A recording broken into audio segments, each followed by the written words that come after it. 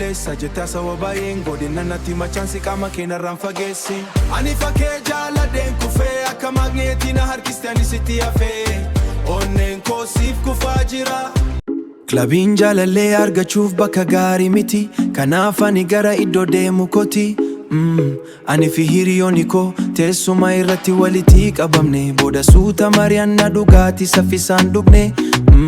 kottu na bira kottu hasawana jalqabii ani arrasiif kenna atiis na amani harka koo bidhaabi sirba nu taphachiisi harka wal qabanne shubbisna meenu bashannansisi bareedu koo ani jaalala keetiin oofame Onnen kee akka kotaa'uuf uumame kottuma booddeen gaabin Yoosiif maradhee waa'ee koon yaadin Abboleessa obboleessa jettee haasaa baay'een godhin naannessi natti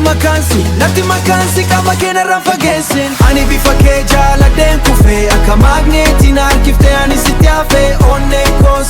siif kufaa jira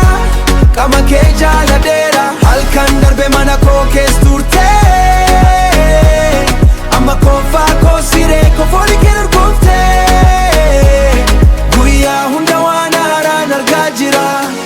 Kama ke jaladera Oy oy oy oy oy oy Kama ke jaladera Oy oy oy oy oy oy Kama ke jaladera Guya hunda wana haran argajira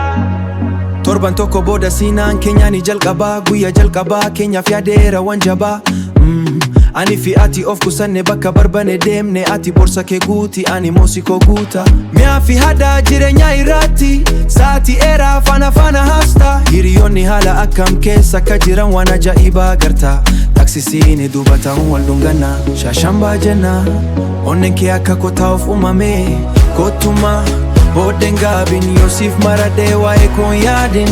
Abboleessa natti makaansi qaba keenarraan fageessin ani bifa kee jaaladheen kufee akka maagneetiin harkiftee ani sitti hafee onneen koos siif kufaa jira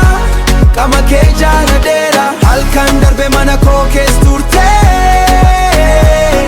amma koofaa koo siree koo foolii kee durgooftee guyyaa hunda waan haaraan argaa jira qama kee jaaladheera kottu jalalee koo ta'i Kottu jama ke jaladera makofa ko sire ke